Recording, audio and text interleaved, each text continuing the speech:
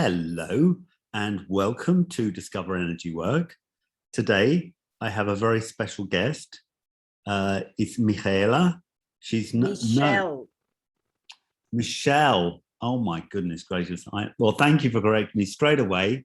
So it's Michele. She's from Brazil. She's got the most amazing, she's called Deja Vu Tarot. She's the most amazing psychic and tarot reader. And I had a reading yesterday, so I've got to go, wow, like I'm just bowled over by the reading, which was very good. And I didn't tell her absolutely anything, nothing. So, and I'm strict, you know, I've looked into remote viewing and all these kinds of things, and I'm pretty impressed. So I probably should, as I generally do, is let you introduce yourself. But how are you doing today, Michele? I am doing very well. You know, it's a beautiful day, and what a lovely way to start the day here, having this lovely talk with you. So I am doing very, very well. Exactly. You're in England, aren't you? You're in Hampton. I am in Hampton, yes. In England, which is a lovely place, and I'm in Thailand, Chiang Mai, which is another lovely place. Yes. I think you beat me on that one. No.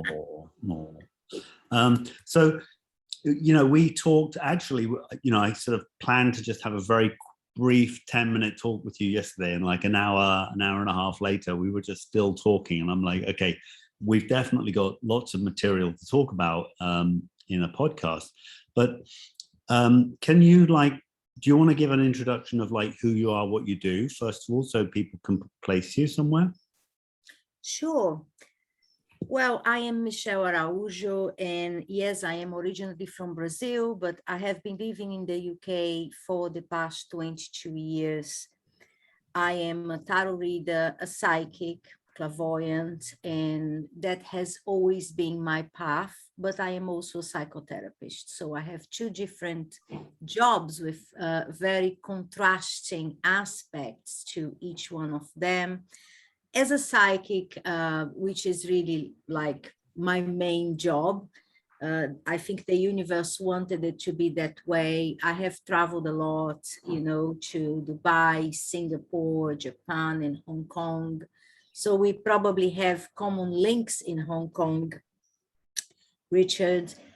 I think we probably do, yeah. Yes, we probably do. I was like disappointed I didn't meet you in Hong Kong. I'm like, how did that not happen? Yes. Yes, well, in Hong Kong, I work at Reflections, and I also used to do readings at So Holistic, and is one of my favorite places, Hong Kong. It's like, it was love at first sight. Oh.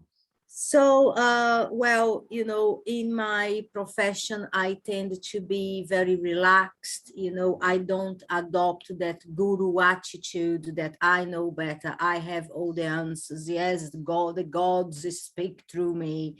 You know, it's not like that with me. You know, all I do is to translate a message, you know, via visuals, because I see the cards and then I make that translation to the client. The style that I work is predictive, you know. There are some people that say that we cannot predict the future. I totally disagree. That is possible. And that's what I do, in fact. And in the psychotherapeutic field, you know, there are different quests, isn't it? When I have a psychic client, the quest is when. When I have a therapeutic client, the quest is how and why that happened to me. So, you know, I enjoy seeing these different contrasts. So I live in London. I just arrived from Brazil and had to go through the whole quarantine business and all that. So I'm still getting to terms with coming back to normal life. But that's me. I live on my own with my cat Ruby. You've got a cat called Ruby. Now that's nice. But look, let me, you know, Discover Energy Work is really about kind of asking you the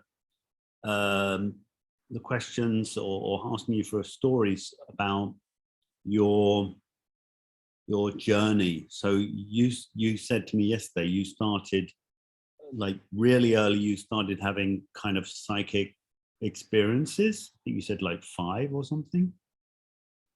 Yes. So what happened there?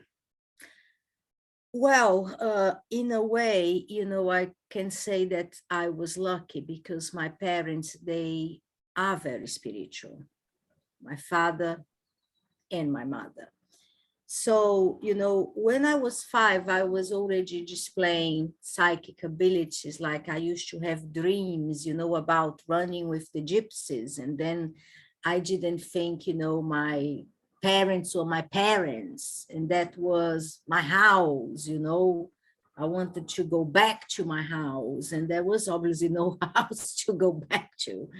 And, but that was a phase. And I used to see, you know, my grandfather who passed away 2 weeks before I was born. But that is, you know, I think children are more How did you open know to it was your that grandfather? I mean, like because I made the descriptions to my mother. She made inquiries about that. oh wow. But, you know, that is actually a very common occurrence in children because we are not really truly conditioned yet, you know, to say, oh, yeah, it's not, you know, oh my God, you are dreaming. So, but when I was 9, I had a Lenormand deck at home. And this is because all my, you know, my mother, basically, she had 4 sisters. And they all loved psychics, you know, so they had like a little Lenormand deck just to pick a card a day and just to have at home, you know. And I took that deck and I went downstairs to the parking lot and I started doing readings. I remember it was the World Cup. You know, it was 1986. I remember like if it was today. And people used to do barbecues, you know, I used to live in this blocks, you know, building of blocks, Yeah. like closed state.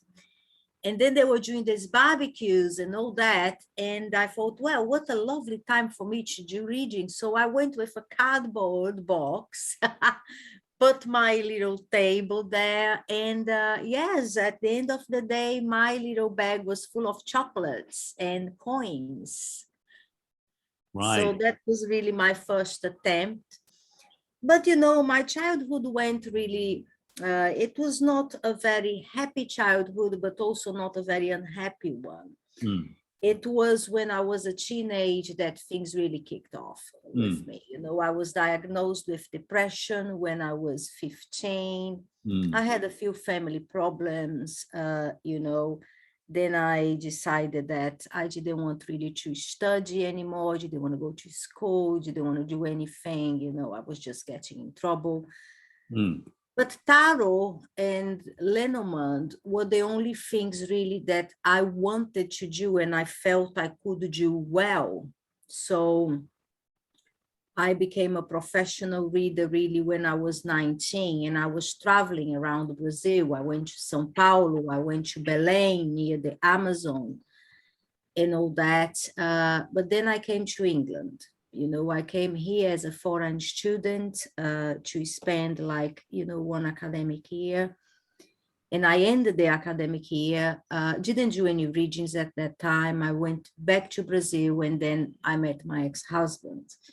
And he didn't really agree with that, not with the psychic side of it, but, you know, I think there was a bit of a stigma that, you know, he didn't want his wife to be well known in Guildford as a very like, you know, I would say a little town, a very English town that is a bit Guildford, conservative.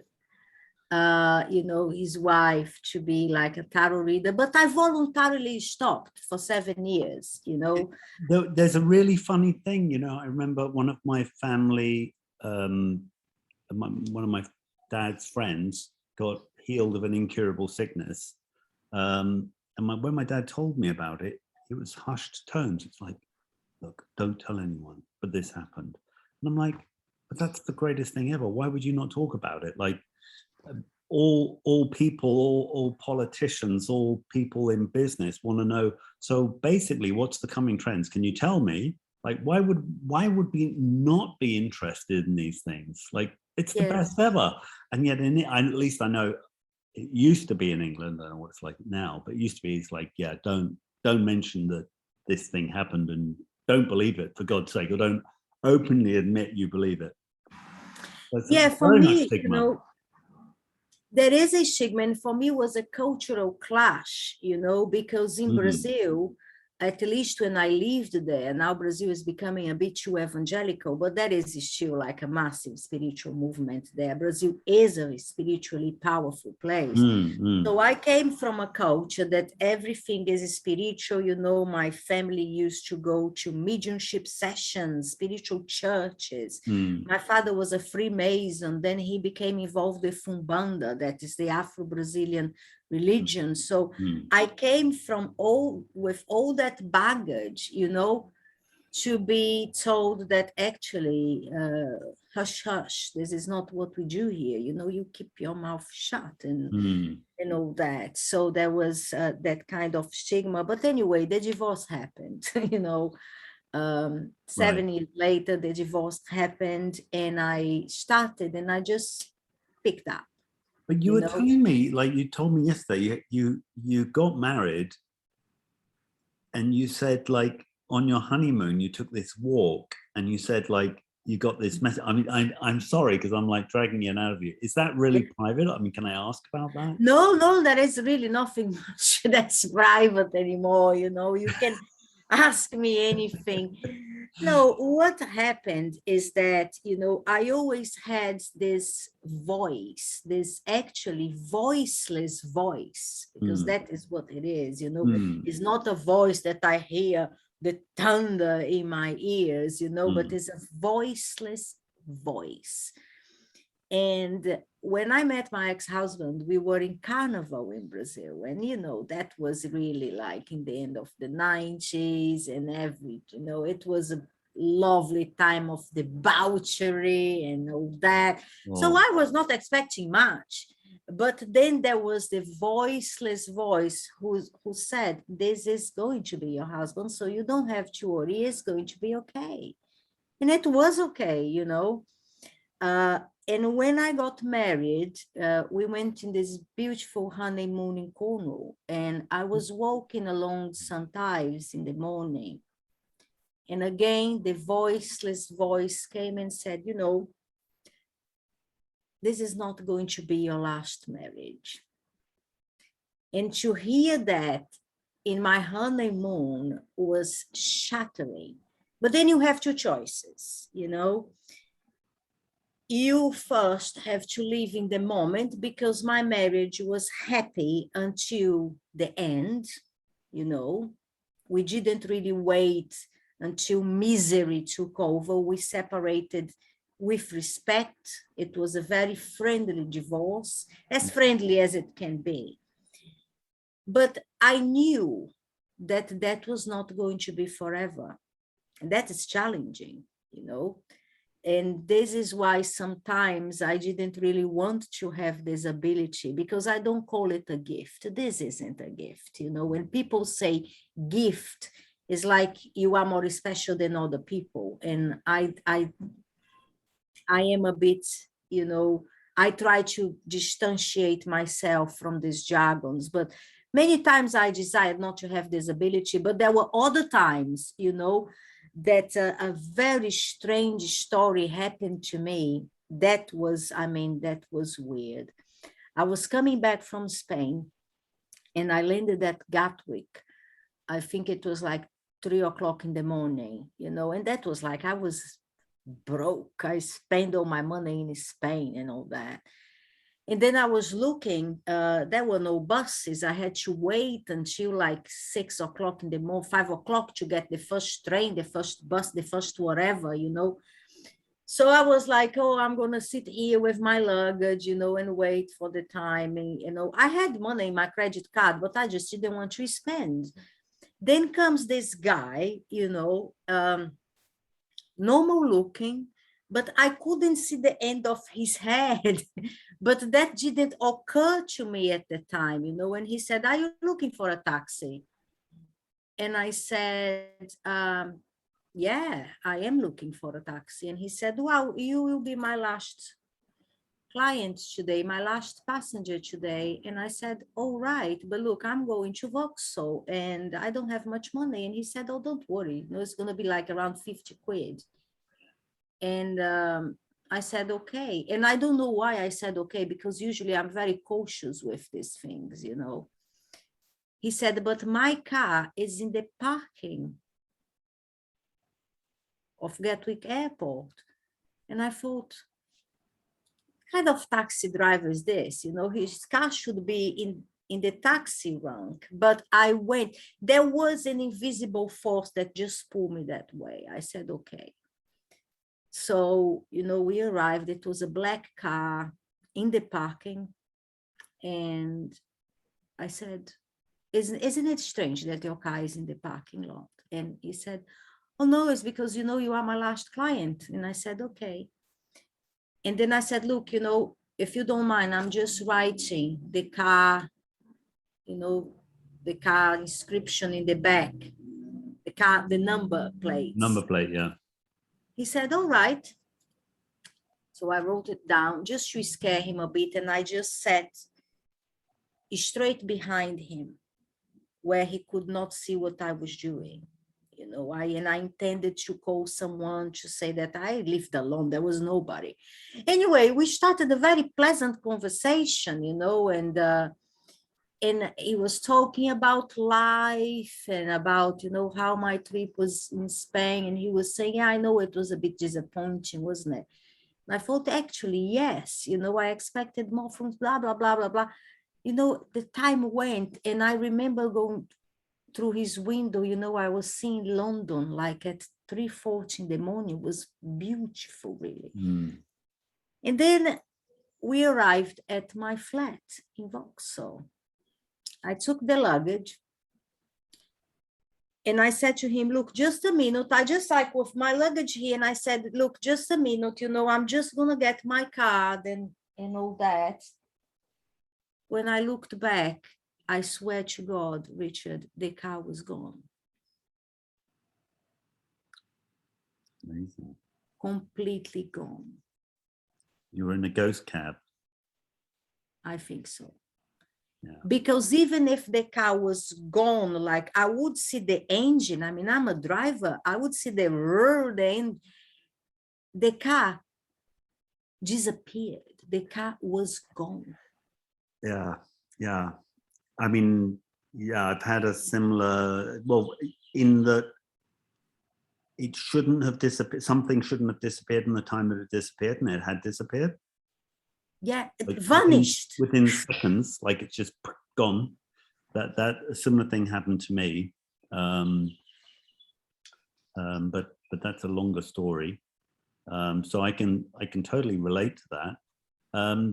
And yeah, did you do anything with the number plate? Did you try and sort of find out, you know, who is that guy? Or I didn't actually, you know, I was so shocked, you know, and remember in that time I was not very prolific in the internet. I think that was 2009, you know, Facebook and all that was just coming up. oh, absolutely, and, yeah. you know, I didn't even have nothing on my mobile. My mobile was a Nokia, you know, so I didn't really have that knowledge that I have today, that I would straight go into number plates and all that. But it was definitely a ghost. Yeah, taxi. yeah. Why Because, not? you know, how he knew that my trip to Spain was disappointing, you know, and I couldn't see the end of his head, you know. I realized that, but maybe because I'm very short, I'm only 4'11". I thought, well, you know, whatever. And for me to go, the car was in the parking lot, you know, I mean, and I have like, you know, similar story. You had all your luggage and everything. It's yeah, it's interesting. It's fascinating. Yes. Yeah. Yeah. It's also, well, there's a lot of aspects to that, isn't there? There's a lot of aspects to it. like you won't be the first person that's been transported in a mysterious way. Yes. So yeah, is that I mean, I imagine that it's like many people, you know, a lot of us, even though we, you know, we are involved in this area, we sort of almost doubted ourselves. So that can't be, you know what I mean? I don't. Oh, you don't? Oh, that's good. No, I don't. So I don't. did you have like, because I remember, you know, I was saying I lived in Brazil and we had a maid and she did macumba. Macumba, which is Umbanda, which is what my dad also ended up doing. She did that. Yes, I grew up in that environment. This is why I don't doubt anything. I have seen things in Umbanda that you cannot believe. Would you want to tell me? Can you tell me things in Umbanda? Yes, I mean, you know, yes. My aunt's partner, his father was a Umbanda priest, you know. And I saw that man really completely possessed, you know, dancing. I'm not talking about going very fast from A to B, dancing on a floor full of glasses on fire. I am talking about that. Yeah. You know, not like running like Tony Robbins. You run from, no, I'm talking about dancing. Right. Not very worried about anything, you know. I have seen things, I mean, there is a story that is a bit illegal, but I am going to tell you that, you know. I was a very bad student, and you know, I don't know if I was dyslexic or if I didn't care and all that, but basically I was having very low scores, especially in maths. I was never very good at that. So I asked him to help me to pass my exams. And I had done an exam that I knew I was going to fail. I knew because I hadn't studied. I just didn't care. But I wanted to pass because I was afraid of my dad's reaction. He was like, you know, not a man to be messed with. So I went to Bell. His name was Bell. And I, please, you know, and I think people like that, you know, there is something about being a teenager that is very naive. You know, I was not asking to be rich and powerful. I was asking to, you know, not to be beaten up by my dad, that kind of stuff, you know. Yeah. And I think it's heartwarming. And he said, okay, you give me the name of your school and the address and your name and your date of birth. Anyway, all my records disappeared. I had to do another exam. And in that one, I was more prepared. All my records disappeared. Yeah. I mean, you're not the first person to say this to me. I had a friend he'd do it for himself. He'd say, oh, you know, I'm going to change my bills. Yeah. And he would just like, you know, he'd do this thing and his credit card bill will come back with a different answer to the amount he'd spend. I mean, you know, it's the other side. It's a little bit like the manipulative side that I don't really, honestly, I don't really get involved in myself because I'm just not like that. But I know it exists. And and I think, you know, when we're talking, the goal of the podcast is to let people know that certain things exist, and if they do happen, you know, don't freak out that much. You're not the first person it's happened to, and if something is happening to you in a difficult way, at least you can put it in some framework. Yeah, that there may be energies or spirits or whatever. So how does We talked, actually, there's two things. So one is like, how do you think the clairvoyance works to be able to see into the future? But the other one is, you mentioned like it's two-sided, and I was saying like the German for clairvoyant is truth-sayer. And yes, I love that. right, it's Wahrsager, and then Wahrheit is true. So Wahr, true, sayer. You know, when you, like me as a healer, because that tends to be where I focus, the bit that we don't want to look at, the bit that we don't want to see, is often the bit which is causing us pain. It's the difficulty. And I feel that, you know, again, would you have gone into a marriage knowing that it was not going to be successful? So you had to a certain extent, you had to not see that future deliberately to allow yourself to go into the experience. Yes. And so, yeah, I mean, I find it all the time for myself, you know, that I'm hiding things from myself, and that if I knew certain things, then I probably wouldn't have gone through certain experiences in the first place. So it's, you know, hidden from me.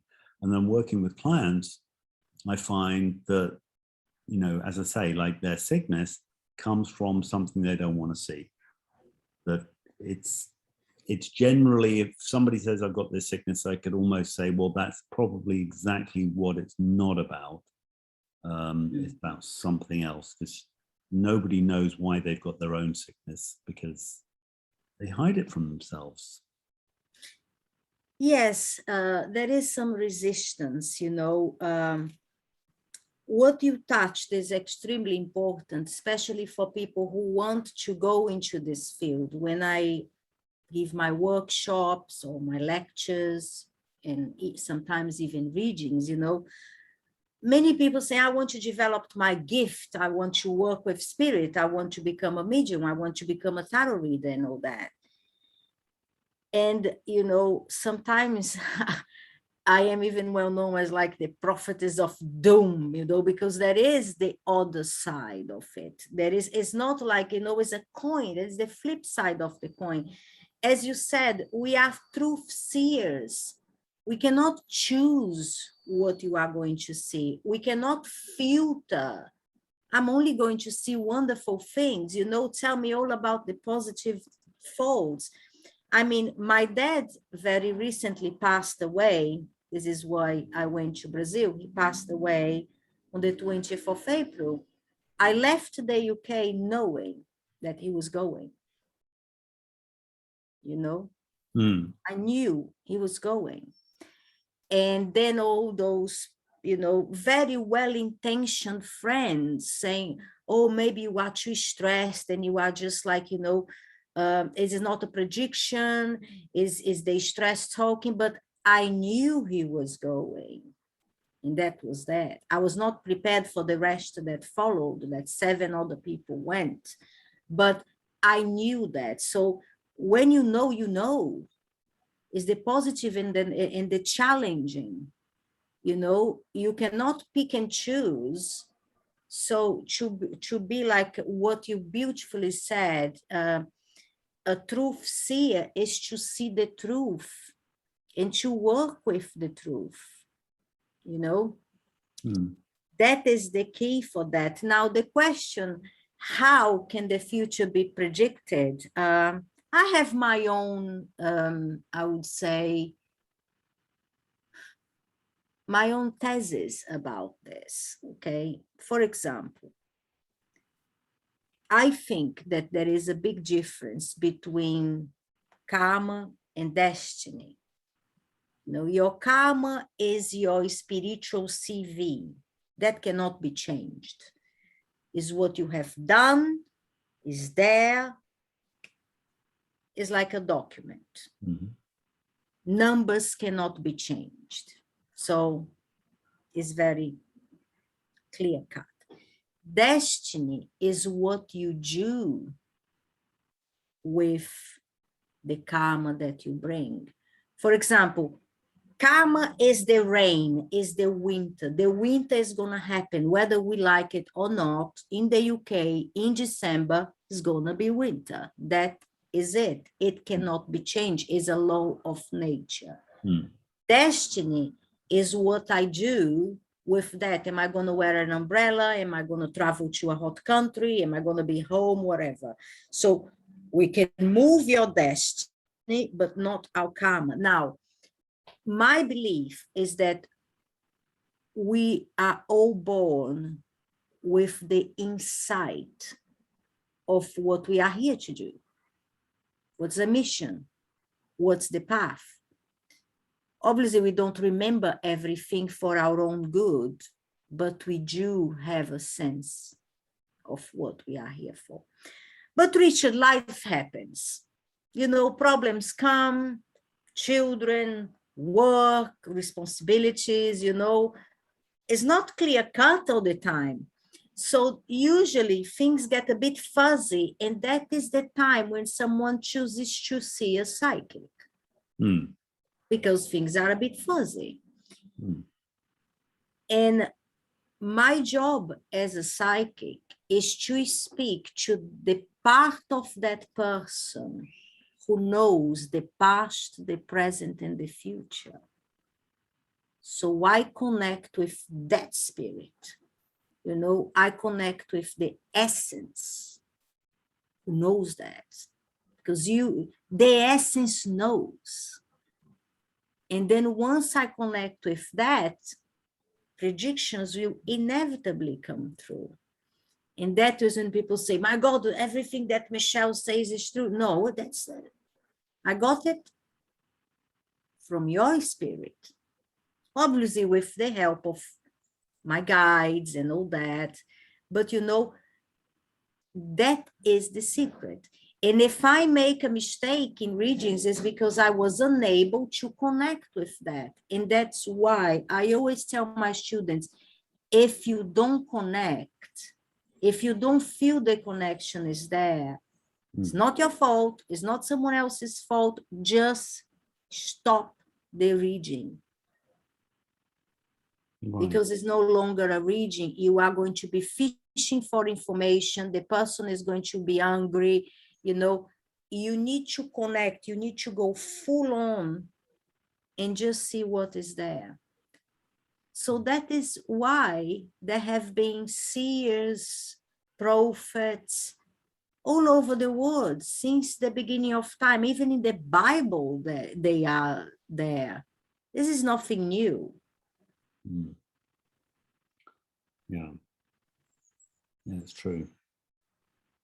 It's it seems though that certain people have more of and maybe I'm wrong, but I mean it seems certain people have a more of a attraction to that whole looking into the future, looking into the past, and enjoying the landscape. The future landscape is like this, past landscape is like this. And yeah, I mean, it's really interesting. So have you had any people that have come for a reading and you've managed to give them advice that sort of saved their lives? Did you say that? I mean, What I can say, okay, is that obviously respecting and safeguarding the client, because if the client sees this interview, he or she knows I will be talking about them. So I need to be extremely careful here because I am very discreet. I don't take pictures with clients. I don't ask for testimonials. There are plenty in my Facebook page, but no one asked by me, For me, it's like you don't need to hear news from me by email and all that. You come and you go, But I had a client from a certain country in Asia that had a very abusive marriage that she wanted to escape from. And in order for her to escape, she had to leave the country. she couldn't live in the UK. Okay. So she was my client. She is still my client for many, many years. And then she made her plan that I was going to do this, she was going to do that, and then, you know, all the plans and all that. And we looked at the cards and it was perfect. And then she was shaking, you know, because if this guy got hold of the plan, I mean, and she needed to act 7 days before, like taking money from the account, doing payments and all that, you know, it's not just pack the clothes and go to Heathrow. There is a whole thing happening behind. So she was doing that. And when the day came, you know, she came here to say goodbye. And I gave her a stone. And I said, look, just believe that everything is going to be okay. You know. So she, obviously, there was no real power in my stone, but I knew she trusted me so much that that would be a comfort. I said, I am there with you in that stone. If you are holding that stone, I'm holding your hand. Think like that, you know. So she went through the airport and everything went well. So when she arrived at her destination, she immediately asked for a divorce, which she got it. And she is very happy living in another country. The husband is here, the children are here, but she is no longer in harm's way, let's put it this way, because she acted in a very clever way. But then she said to me that when she was going through the customs, you know, she was very worried that somebody would question her because of the religion or because of the way things were. I cannot really disclose that much detail, and I know you will appreciate that. But then she said that she held the stone and felt as if she was invisible. Nobody talked to her. Nobody looked at her. She just went through customs like that, you know. And of course she went because this is a free country, but she was mentioning the country that she arrived, that they could have asked, where is your husband? She just went through.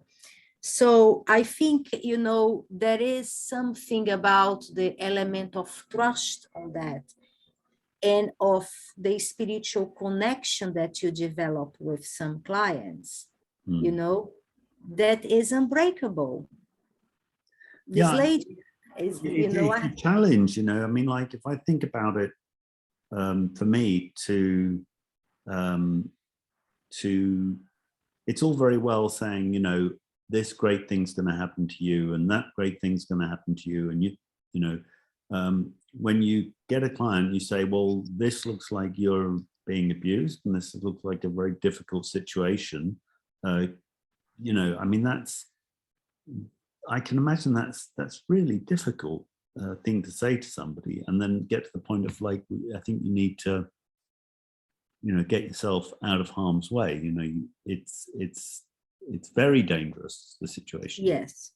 That requires a lot of skill.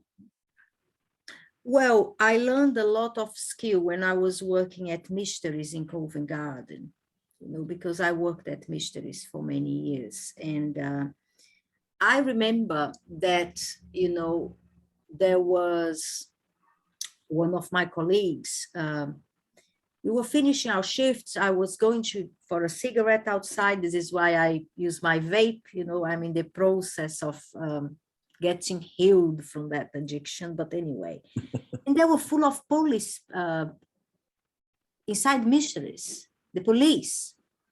And then I thought either they were customers, either someone tried, because at mysteries, anything could happen, you know, it's a place that attracted odd things. And when the day actually ended, that we all go downstairs to sign our invoices and, you know, and all that, my colleague was there. And I said, what is going on here? Like 3 policemen, 2 police women here, someone tried to steal or something. Then he said, no, what happened is that there was a lady who came for a reading and she disclosed that she was being abused, physically abused, in a very bad way. She raised her arms to me, and, you know, there was everything there. And I had to stop the reading and call Women's Aid, because she was not really in a position to do a reading. I had to offer her help. And I had to call Women's Aid. And at Mysteries, we have this policy, you know, which in the beginning I thought, oh, that's what an exaggeration and all that. But now I understand that he probably saved her life. Yeah. You know, because there are aspects that we cannot really deal with ourselves. Yes, it's famous in the UK. I mean, I had, when I was 23, 24, one of my neighbors was, he was beating up his wife, and the children would come over and say, you know, can you call the police? And I'd call the police. And they knew I did Kung Fu and everything. And the police said, don't walk in there, don't get involved. This is the most dangerous, life-threatening situation you can probably get into. The more deaths and murders from domestic violence, and especially somebody stepping between 2 people, they get attacked from both sides. Yeah, they don't get attacked from one side. It's like the person who's apparently the victim suddenly turns, you get off my husband or whatever, you know. So it's an incredibly sensitive and dangerous situation. And I think in the UK now, if anybody's hurt in a family, they have to prosecute. It's not a question of like, you know, well, this person is pressing charges. It's no longer a decision that somebody can make. Yes. It's treated as like a felony or a criminal offense, not as a civil thing. Yeah. So. Having said that, you know, there is another dimension to that, because what was witnessed at Mysteries was a severe case of life threat, you know, and all that. Now, when I travel to other countries, for example, I have clients in Saudi Arabia, I have clients in Dubai, you know, I love the Middle East. I do have an affinity with the Middle East, actually. Yes. You know, then you are entering a new reality. Would I do that in the Middle East? No, not in a million of years. You know, why that? Because their reality is different, you know, and I wouldn't interfere in the culture of a country. For example, you know, for me to call the police in a woman, because a woman in Dubai is suffering domestic violence, is unthinkable, really. Me as an outsider, a foreigner, to do that, you know, that is a tribal culture. That is a very different reality. And you need to very sensitively navigate that reality. Yeah. Because in some countries, divorce is taboo. A single woman after a certain age is taboo. So what I would do in such a case is refer to someone who lives there, who is an Emirati, an Arab-speaking person who can be a therapist. Right. Not me as a foreigner saying, oh, you know, because yes, in the UK we prosecute because women, you know, we rule as female power. It doesn't work like that. It's disrespectful. So, you know, when you work abroad, and you have lived abroad for many years, you know, we have the benefit of seeing countries not as we would like them to be, but as they are. Mm. And we work with the realities as they are, not as we would like them to be, you know? And to be a healer, to be a psychic, is not about you changing the world, you know, is about giving insight and improving someone's life in the way that you can and that is not harmful to the other person.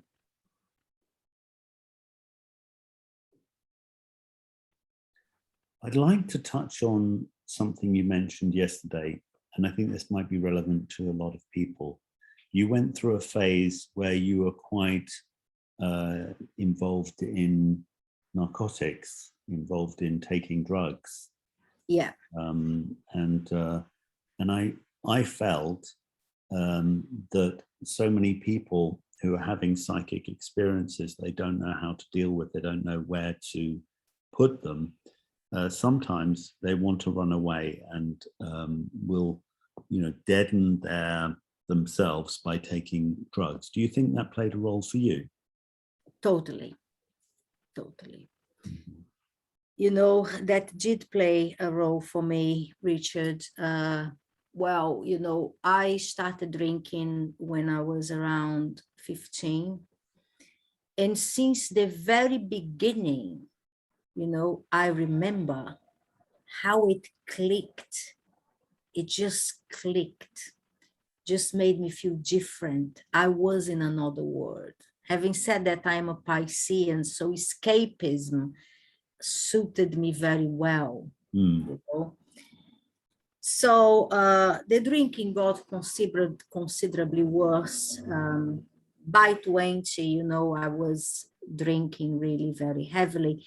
And I wasn't really the bench drinker, alcoholic. I was never arrested. I never drink every day, you know, but I was a huge binge drinker. And obviously that escalated to cocaine, you know, pills, amphetamines, downers, uppers, whatever you wanted, you know, cannabis as well. But the cannabis actually came much later.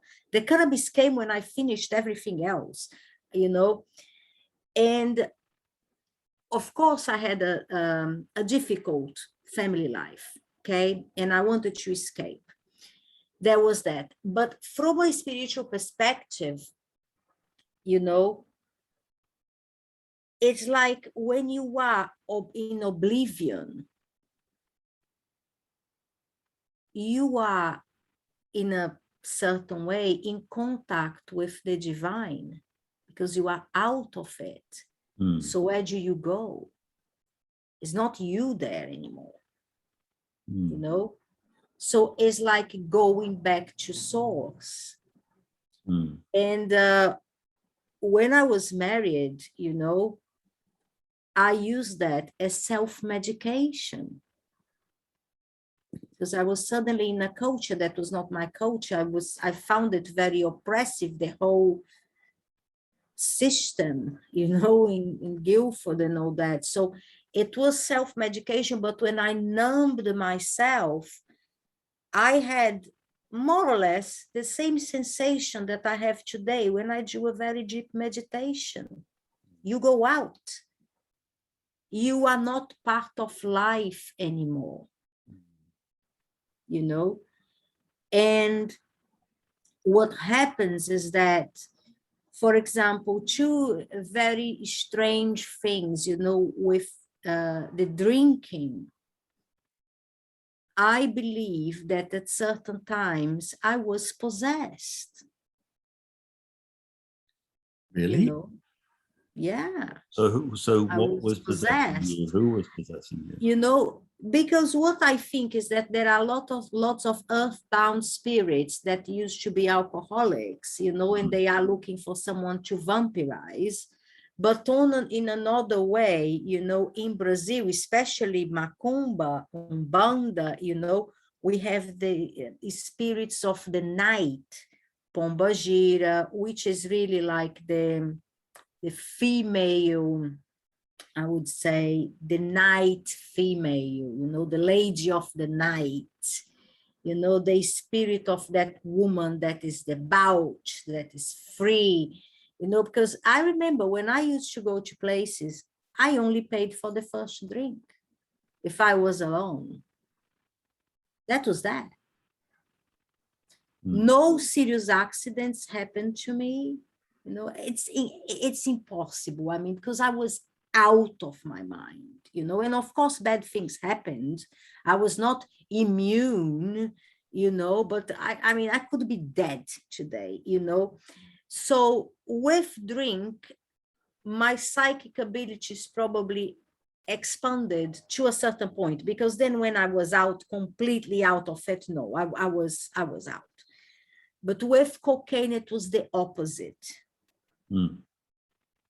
Something closed. It was the pure ego, the shadow that comes forward, you know. While drinking brought up the hurt, the wounded child, the playful child. Yeah, everybody's my friend. Hey, yeah. You know, I was not a violent drunk. I was like a messy party time, you know, until I became very unwell.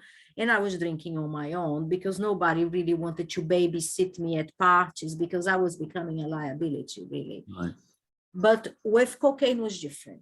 It was ego.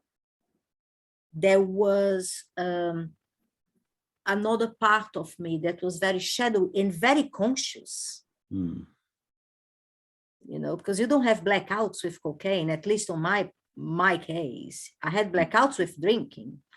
Right. That I didn't know where I was, what I've done, what I did, you know, the apologies and all that.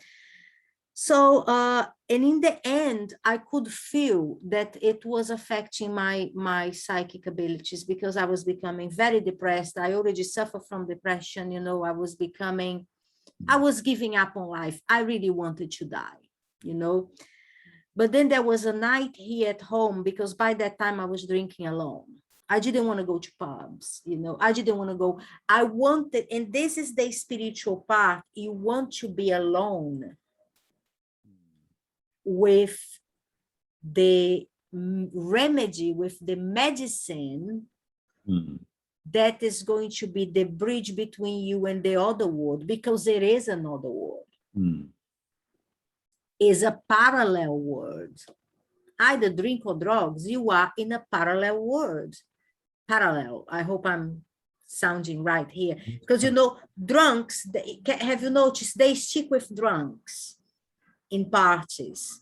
If you are not drunk, you don't fit in because it's a parallel reality.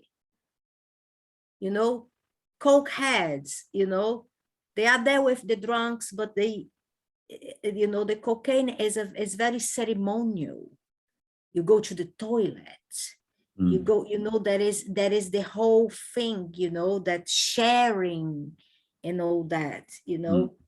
And even the cannabis, you know, you pass around, so there is a group of people wanting to enter another state. Anyway, I was the end, really. There was no big end. I woke up in a coma in a hospital because that never happened to me. As I said, I was more of a binge drinker, but very heavy. There was a lot of damage, you know, a lot of people that I hurt.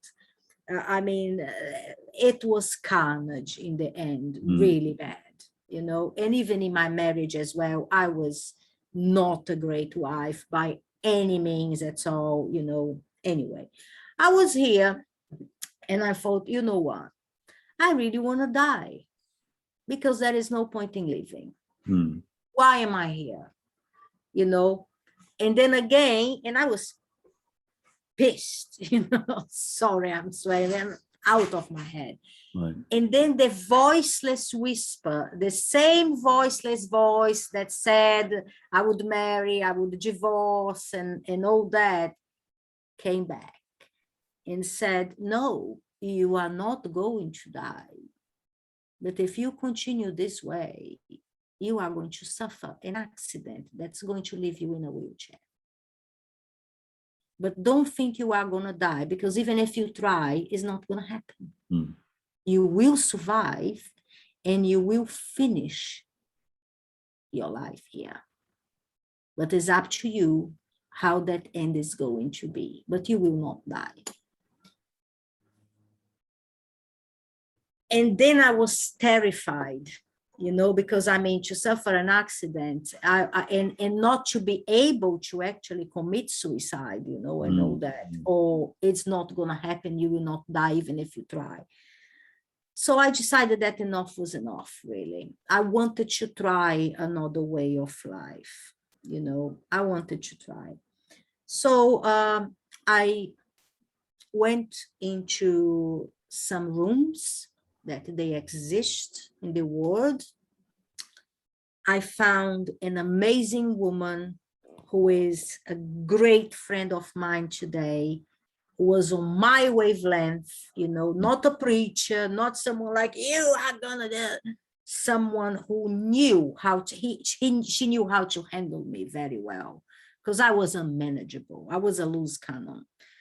And then, I knew that I had to change my friends. I had to change my reality. I had to change everything. I left my job because, my background really is that I worked with the vulnerable. I was a support worker, then a housing officer, key worker, homeless, addicts, prostitutes, traffic, human traffic, and I ended up working in mental health for 5 years in Richmond here.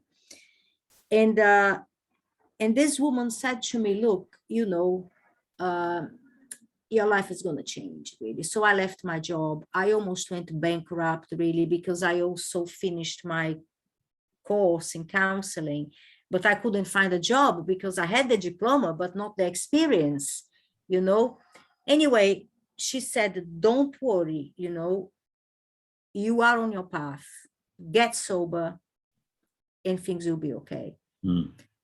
2014 was that year that I look back very fondly, because I was getting well every day. I could feel myself and I was becoming myself. I really felt that, with all the crutches out, I was learning how to walk. It's like a child learning to go on a bike without the two little wheels on the side. I was relearning to live life, because sobriety doesn't teach you to live without drink. To get, sobriety is not about giving up the drink. Sobriety is about dealing with life as it is. That is the deal. And then in 2015, when I was really like coming to the end, I was already on benefits by that time. And I mean, the humiliation, I used to be a housing officer. I used to give houses to people. Now I was in the other side of the queue, being seen by my ex-colleagues. I mean, that was a lesson in humility, Anyway, I started to knock from door to door, looking for work as a psychic, and then Mystery took me, and my life changed. In 1 year, I was in Hong Kong. And then Dubai came, Singapore came, Japan came, and there were like, talks about trips to LA and all that, but I was unable to do that. So there was that trust. And that is when really my psychic abilities really came forward, like, because there was no more filter, I had alliances with cannabis, I was not really completely fully sober, and I thought that, yeah, cannabis is all right, you know, because it opens your consciousness and all that. But even then, there was a time that was not all right anymore, because, you know, I was not using cannabis to open my mind and connect with my essence. No, I was using cannabis to sit in my sofa and spend my whole afternoon watching Lord of the Rings 1, 2, 3. So, you know, I was I was like, you know, using cannabis to listen to Pink Floyd all afternoon and thinking, yeah, the wall, you know, I'm in the wall, we are prisoners in the, you know, it was a lot of bollocks, really. So I stopped that as well. So today I am a big drinker of water and juices and other things. Because I do have, I think, addictive personality, which I wouldn't say is a bad thing. But if you know how to deal with that in a productive way, is wonderful. You know, is wonderful. And it's the healing that goes inside. You know, there was a lot of self-forgiveness that I had to do with myself, because, you know, addicts, we hurt ourselves more than other people. But drinking was becoming my best friend, and it was becoming my best friend because, Richard, with all the abilities that you have as a healer, and I have experienced as well, you know, your healing, and it's fabulous, is out of the world, but you cannot compete with booze. Because booze takes you to a new dimension, brings you into oblivion, you know. And I think we addicts, really, we want to go back to source. It's interesting. The German word for addiction is Sucht, and it means to seek. Well, and it's not like addict, like, you know, I've got to take something. It's like I'm on a journey. I'm looking for something. So you can kind of understand it. And then I feel that, well, I worked in an addicts clinic in Germany. I was doing the body and movement therapy there.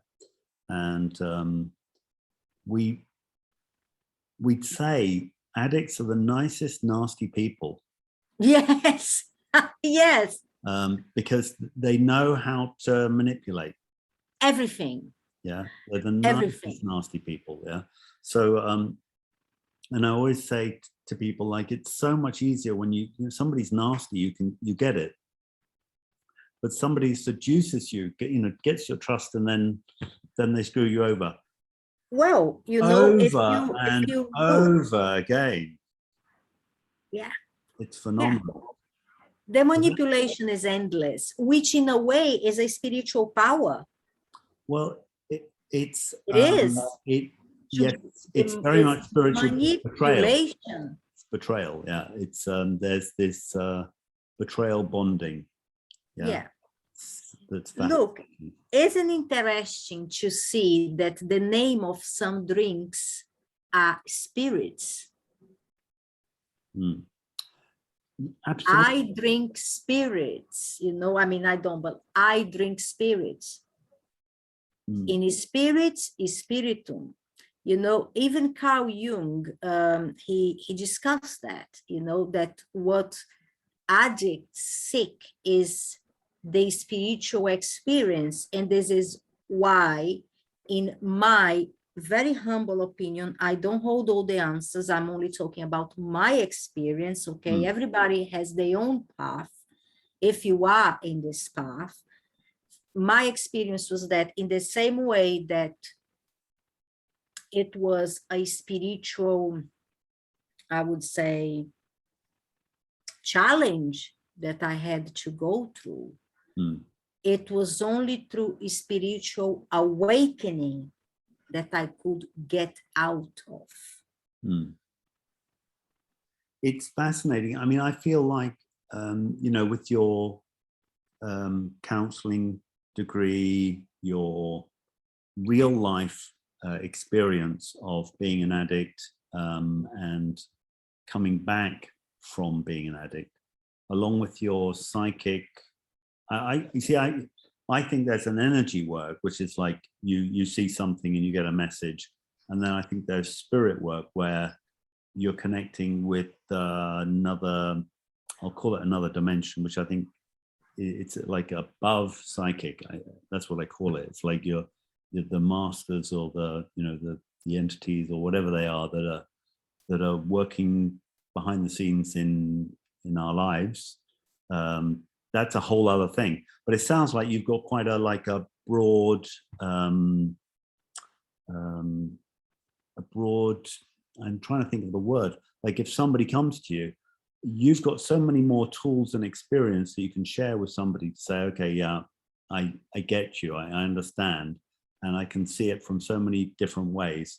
That Yes. Your brand of healing, how can I say, your brand of healing, your brand of advice, you've got the whole side where you're like a wise woman who's like a coach, a mentor to somebody, and then you've got somebody who says, okay, I need the lowdown. I've got some things coming up and I'm a bit worried about them. And you've got those two things. I don't think I explained that very well.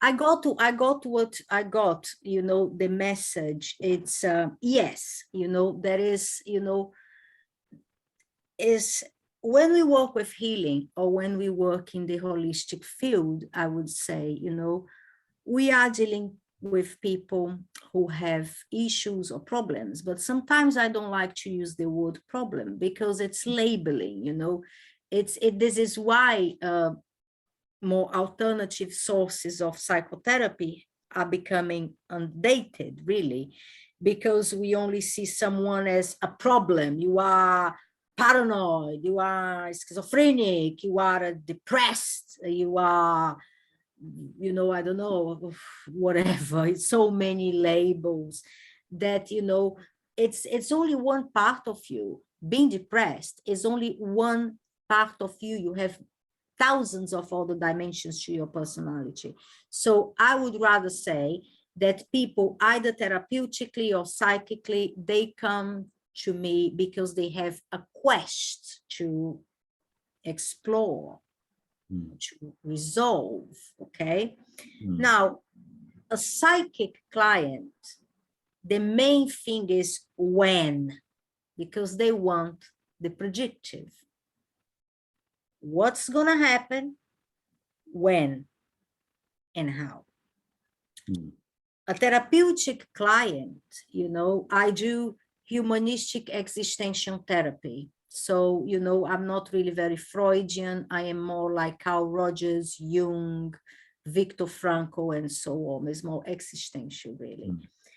So a therapeutic client comes, the quest is different, is why that happened to me? Why am I here? Where am I going? And how? And the key really is to know how to separate this.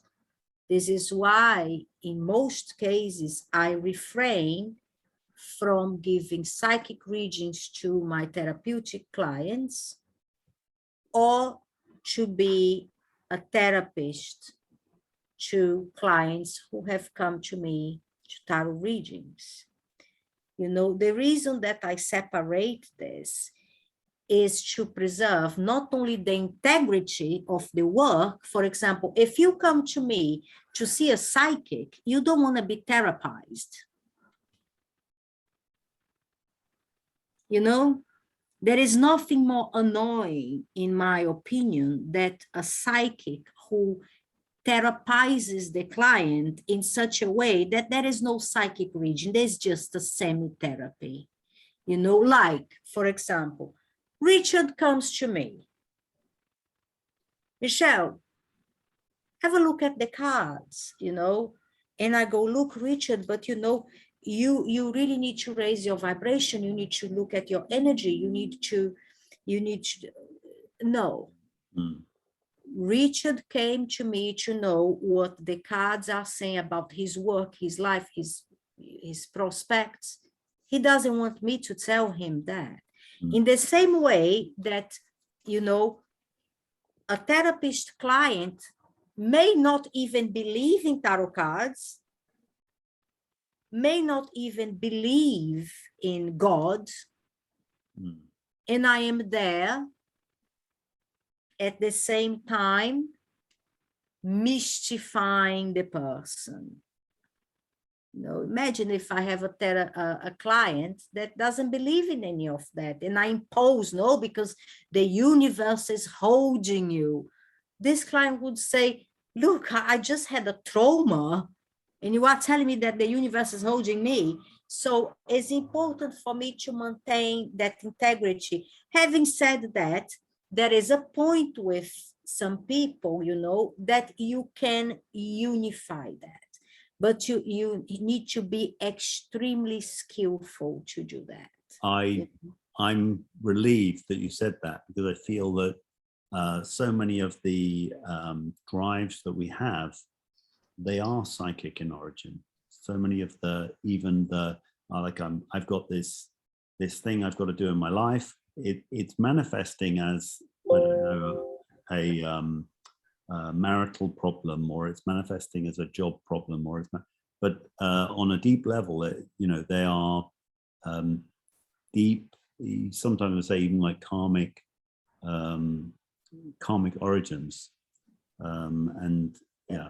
But I mean, but I agree with you. I think there's only a certain, how can I say, there's only a certain level of client that could even get that, Yes. and that you're able to pick them up where they are, as they say, pick them up where they are, and then help them understand the journey. Yes. Very nice. And the client needs to be open, you know. I mean, when I have had many clients that they come to me very upset because they have been to other people who are therapizing them, that they say, well, you know, I'm here, but, you know, the cards don't predict the future. It's all about self-knowledge and all that, which is fair enough. That is your style, but then don't say that you are psychic clairvoyant if you cannot deliver the predictions. Right. Fascinating. Oh, I'm so thrilled. I was so fascinated and thrilled with my reading. We've overrun on time, but I really enjoyed it. It's been so, I feel like you've got so much to offer, so much experience.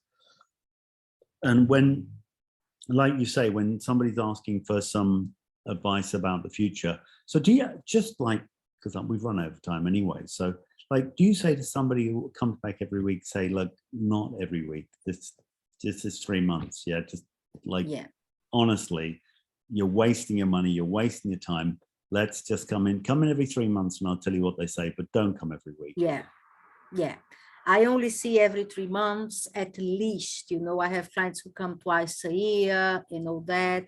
Having said that, I have also business clients that they just want a question about, should I hire, should I fire, should I do this and do that, is a different matter, you know.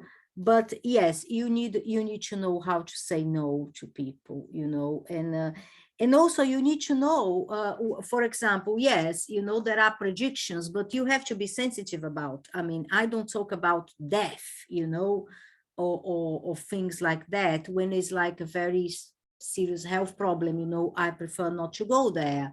If it's a legal problem, you know, I always explain my position here. I am not an entertainer, because in the UK there are laws saying that we are only for entertainment purposes only. Well, I'm not an entertainer, you know, but what I'm saying here, I'm talking to someone who is independent, capable of making its, you know, his or her own judgments in life, and I only giving my perspective, which is like a fraction of the many perspectives available, and I take no responsibility, you know. I take responsibility for what I say, but not for what the person does, you know. This is why I only see clients over the age of 21.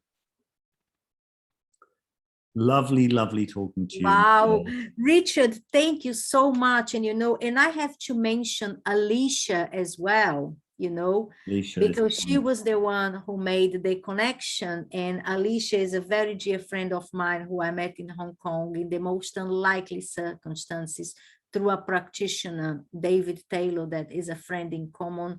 So thank you so much, Alicia, to enable this new friendship. And thank you, Richard. You know, sometimes I think that we probably have met before in other realms, in other lives, because nothing really happens by coincidence. I'm so thrilled to be here.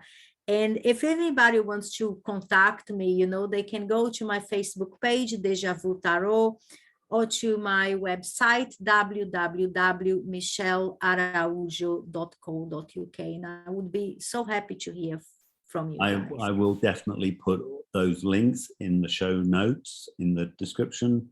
I'll put them in the podcast. I'll put them in the YouTube. So everybody just, you know, like, subscribe, and accept notifications, and then you'll know when the latest episode of Discover Energy Work comes out. And yes, I can thoroughly recommend Michele for her. I mean, it's just, it's such a pleasure. You say you're not entertaining, but I think you're entertaining. It's such a pleasure talking to you. I just feel sort of lifted by the, you know, the way that you explain things. So I'd have to disagree ever so slightly that you're not an entertainer. It's a great pleasure. So thank you. Thank you so much, Richard, and all the best to you as well. And one day our paths will cross in Asia, or in the UK, or in LA, or anywhere. Because I think me and you, we have been resisting this LA business. One day it may happen. We are meeting in San Francisco, drinking our cocktail, you know, in my case, a mocktail. And you know, seeing all those beautiful people going by. So thank you so much, and all the best to you and your channel.